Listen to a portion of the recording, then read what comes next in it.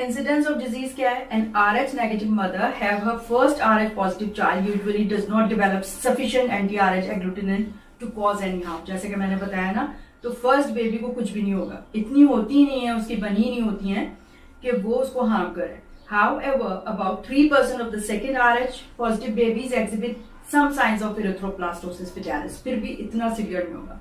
About 10% of the third babies exhibit the disease and the incidence rises progressively with subsequent pregnancy। अब ये अच्छी तरह समझ लें, क्योंकि अगर कोई सिनेरियो बना के आपको दे दिया जाए ये पूछने के लिए कि एक वुमेन है जिसका RH नेगेटिव ब्लड ग्रुप है और हस्बैंड का RH पॉजिटिव है और बेबी एक्सपेक्ट कर रही है, वो RH नेगेटिव पॉजिटिव हो गया बेबी, ठीक है, तो फर्स्ट बेबी में क्या चांसेस होंगे? नहीं, कुछ नहीं होगा, एरिथ्रोब्लास्टोसिस फेटालिस नहीं होगा, क्योंकि वो इतनी कम एंटीबॉडीज बनी है, इतनी वीक हैं, उतना टाइम लगता है उनको।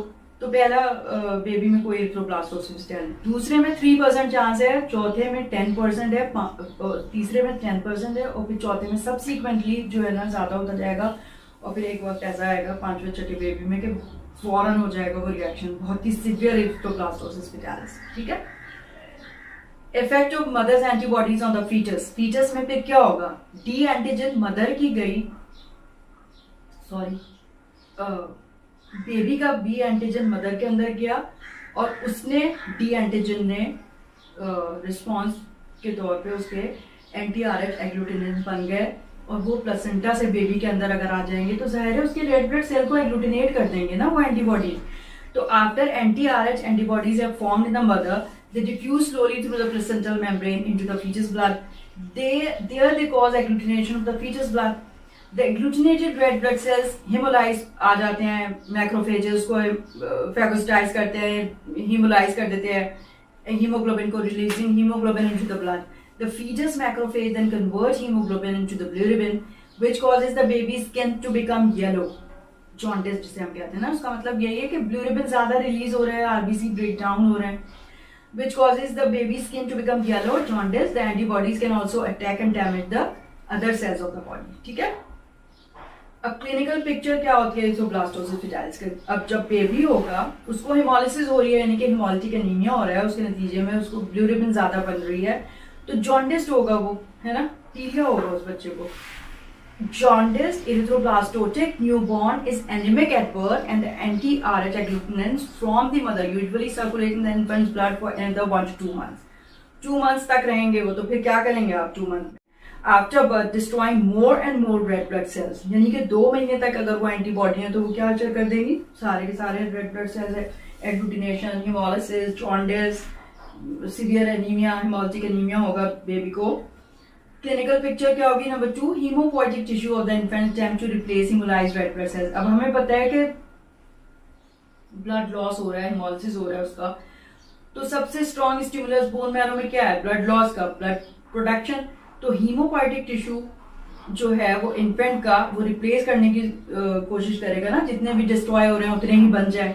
तो लिवर, क्योंकि बेबीज में, न्यूबॉर्न बेबीज में हमने देखा था जब डेवलप हो रहा होता है फीटस, तो उस वक्त भी लिवर और स्प्लीन में हो रहा होता है ना, फिर बाद में जो है बोन मैरो में होने लगता है सिर्फ ये काम। The liver and the spleen becomes greatly enlarge. क्यों? क्योंकि वहां पे हीमोपोइटिक टिश्यू जो है वो प्रोलिफरेट हो रहा है ना उसको रिप्लेस करने के लिए, and produce red blood cell in the same manner and they normally do during the middle gestation. बिल्कुल जैसे मिडिल जेस्टेशन में प्रेगनेंसी की सेकेंड ट्राइमेस्टर में हो रहा होता है वो होने लगता है बर्थ के बाद, ठीक है। तो जब प्रोलिफरेशन होगी, सेल ज्यादा बन रहे होंगे, तो लिवर भी एनलार्ज हो जाएगा, स्प्लीन भी एनलार्ज हो जाएगा। क्लिनिकली आप एग्जामिन करेंगे तो आपको मिल जाएगा। जब थर्ड ईयर में जाएंगे आप लोग को पता चलेगा कैसे एग्जामिन करते हैं। Because of the rapid production of red cells, many early forms of red cells, including many nucleated plastic forms, pass from the baby's bone marrow into the circulatory system. अब हमने देखा था कि अगर बहुत तेज इरिथ्रोपोइसिस हो रही हो तो रेटिकुलोसाइट्स और दूसरे जो न्यूक्लिएटेड रेड सेल्स है ना, क्योंकि जब मेच्योर रेड सेल होता है तो उसमें से न्यूक्लियस एक्सट्रूड हो जाता है, वो तो एक न्यूक्लिएटेड होता है, तो इतनी तेजी से बन रहा होगा कि न्यूक्लिएटेड रेड सेल्स जो हैं वो पेरिफेरी में आने लगेंगे। And because of the presence of these nucleated red cells, that the disease is called erythroblastosis fetalis. Blast cell कब कहते हैं हम? जब immature cell हो तो उसको हम blast cells कहते हैं, ठीक है, तो एरिथ्रोब्लास्टोसिस पिटालिस इस डिजीज का नाम इस वजह से है। कार्निकटेरस क्या होता है? Although the severe anemia is usually the cause of death, इतना severe anemia होगा hemolytic कि डेथ हो सकती है उससे। Many children who barely survive the anemia exhibit permanent mental impairment or damage to motor areas of the brain because of precipitation of bilirubin in the neuronal cells, causing destruction of many a condition called kernicterus। अब इसमें क्या होता है कि hemolysis की वजह से भी डेथ हो सकती है, लेकिन जो hemolysis की वजह से bilirubin ज्यादा बन रहा है, वो bilirubin इतना ओवरवेलमिंग होता है कि लिवर उसको नहीं एक्सक्रीट कर सकता, क्योंकि जो एंजाइम होता है ना उसको अपटेक करने के लिए, वो फॉरेन बर्थ के बाद ना डेवलप नहीं हुआ होता। इसलिए नॉर्मली भी फिजियोलॉजिकल जॉन्डिस होता है। आपको शायद अपने बहन भाइयों वगैरह के अगर छोटे बच्चे आपने पैदा होते हुए देखे होंगे तो आपने देखा होगा अक्सर को जो है ना पीलिया होता है, यरकान, तो उनको ये वो वाला पीलिया नहीं है, ये फिजियोलॉजिकल होता है। ये किस लिए होता है कि लिवर के जो सेल्स में वो एंजाइम नहीं बना जो बिलिरुबिन को अपटेक करके एक्सक्रीट करा देता है। ठीक है, तो वो ज्यादा एक्यूमुलेट हो जाती है, इसकी वजह से जॉन्डिस हो जाता है। ठीक है, लेकिन आपने देखा होगा कि अगर ज्यादा पीलिया हो गया तो फिर पीडियाट्रिशियन के पास लेके जाते हैं। पीडियाट्रिशियन जो है वो कहता है कि भाई इसको धूप में रखें ना, सनलाइट में रखें, ताकि ये जो बिलिरुबिन है ना वो डिग्रेड हो जाए। या फिर उसको फोटोथेरेपी करते हैं, लाइट वाले वो इंक्यूबेटर में रख देते हैं और लाइट चली हुई होती है उसके ऊपर, शायद आपने देखा हो किसी पीडी यूनिट में। एनीवे, तो वो ताकि वो बिलिरुबिन चाहे जिस लिए भी बन रही हो, अगर ज्यादा हो जाएगी तो फीटस या इन्फेंट के ब्रेन के न्यूरोनल सेल में डिपॉजिट होने लगती है, उसकी वजह से मेंटल रिटार्डेशन हो सकती है। ठीक है, तो उसको बहुत सही से टैकल करना होता है कि बिलिरुबिन जो है वो, तो उस कंडीशन को कहते हैं मेंटल रिटार्डेशन। न्यूरोनल सेल की जो डिस्ट्रक्शन होती है बाय बिलिरुबिन डिपोजिशन, उसको हम कहते हैं कर्निकटेरस। अब ट्रीटमेंट देख लें, आप इसके ऊपर भी सवाल पूछ सकते हैं आपसे। Treatment of erythroblastosis fetalis, one treatment is to replace the neonate's blood with RH negative blood. अब एक तो ये असल मसला क्या है कि मदर जो है वो नेगेटिव है, RH नेगेटिव, और बेबी जो है वो RH पॉजिटिव है। ठीक है, अगर बेबी भी RH नेगेटिव तो कुछ नहीं होगा। अब बेबी RH पॉजिटिव है, ठीक है, तो हम क्या कर सकते हैं कि रिप्लेस कर दें न्यूनेट का ब्लड जो है ना, उसका ब्लड निकाल के और RH नेगेटिव डाल दें। ठीक है, इसको कहते हैं एक्सचेंज ट्रांसफ्यूजन कर दें, तो ये सेव मतलब लाइफ सेव कर सकते हैं उस बेबी की। About 400 ml of RH negative blood is infused over a period of 1.5 hours while the neonate's own RH positive blood is being removed.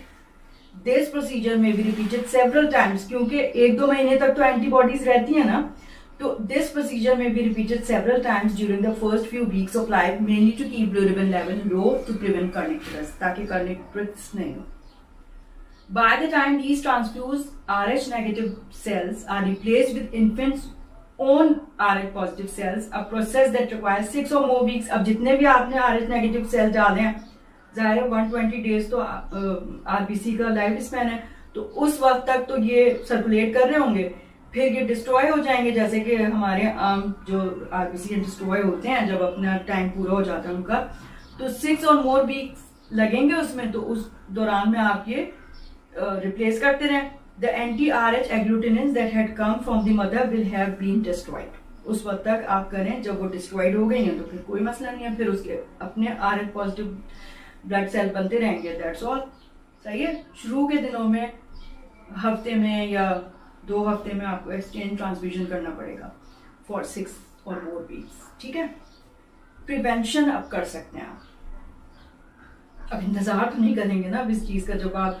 इसीलिए देखें इतना इम्पोर्टेंट है कि अगर जैसे ही फर्स्ट प्रेगनेंसी कंसेप्शन ही हो तो फौरन जाके नाम लिखवाना चाहिए एंटीनेटल केयर के लिए, और प्रेगनेंसी रजिस्ट्रेशन करवानी चाहिए ऑब्स्टेट्रिक और गायनेकोलॉजी के डिपार्टमेंट में, और गायनेकोलॉजिकल टेस्ट कराने चाहिए सारे, इसलिए कि ये सारी चीजें पता चले भाई ब्लड ग्रुप कितना इंपॉर्टेंट है। शुरू से चल जाए आपको कि अगर फीमेल मदर जो है एक्सपेक्टेंट वो RH नेगेटिव है तो आप फिर उसको प्रिवेंट कर सकें। द D antigen of RH blood group is the primary culprit. ठीक है, in causing immunization of an RH negative mother to and RH positive features. RH negative अगर फीमेल है तो जाहिर है हो सकता है ना फिर उसका RH पॉजिटिव बेबी हो, तो उसके एंटीजन से सेंसिटाइज हो जाएगा मदर का ब्लड और RH एंटी एग्लूटिनिन बनाने लगेगा। It is prevented by administration of RH immunoglobulin and anti D antibody. RH immunoglobulin जो है वो एंटी डी एग्लूटिनिन है या anti D antibody to expectant mother starting at 28 to 30 weeks of gestation. तो आप जितनी भी नेगेटिव ब्लड ग्रुप की एक्सपेक्टेंट मदर्स होती है ना, उनको लास्ट ट्राइमेस्टर ऑफ प्रेगनेंसी में ये इंजेक्शन दे दिया जाता है RH इम्यूनोग्लोबुलिन का एंटी डी, ताकि वो सेंसिटाइज ही ना हो ना। ठीक है, the anti-D antibody is also administered to RH negative women who deliver RH positive babies to prevent sensitization of the mother to the D antigen। अब हमारे यहाँ तो क्या होता है, मतलब पाकिस्तान में इतनी गरीब औरतें हैं और उनके पास एक्सेस ही नहीं है हॉस्पिटल का, गांव में रहती हैं, कहाँ रहती हैं, तो वो कहाँ अपनी रजिस्ट्रेशन करा रही होती हैं कि हर महीने चेकअप हो रहा होता है कि उनका ब्लड ग्रुप है, तो वो तो भाई लेबर में आ जाती है पहली दफा, यानी कि जब लेबर पेन्स हुए उस वक्त सिविल हॉस्पिटल में गायनी में किया उस वक्त वो आ रही है, उस वक्त हमने देखा कि वो नेगेटिव है मदर और बेबी उसका पॉजिटिव हो गया। अब उस टाइम हम क्या करेंगे, उसकी तो प्रिवेंशन का टाइम गुजर चुका, वो तो आई नहीं थी कभी, हमें क्या पता।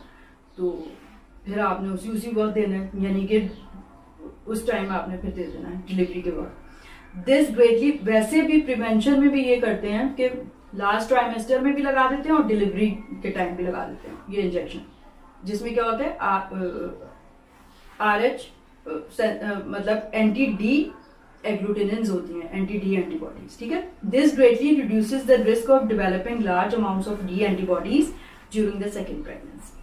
ठीक है, अब नेक्स्ट प्रेगनेंसी होगी तो उसमें फिर ये खतरा नहीं होगा। तो इसमें बहुत सारे सवाल हमेशा आता है एरिथ्रोब्लास्टोसिस पिटालिस का, तो ये आप समझ लें तो कुछ मसला नहीं है, आपको कैसा भी सिनेरियो दे दिया जाए आपको आ जाएगा। ठीक है, कर्निक ट्विस्ट का होता है, कैसे प्रिवेंट करते हैं एरिथ्रोब्लास्टोसिस पिटालिस को, और ठीक है, तो फिर हम नेक्स्ट जो है लेक्चर करेंगे ट्रांसफ्यूजन रिएक्शंस के, अगर हो जाए एग्लूटिनेशन तो फिर और क्या क्या होता है। ठीक है, ओके, टेक केयर, ज़रूर मुझे आप वो लिखिएगा अपने कमेंट्स। ठीक है, मैं बहुत इंतजार करती हूँ। ऑल राइट, थैंक यू, हाफिज़।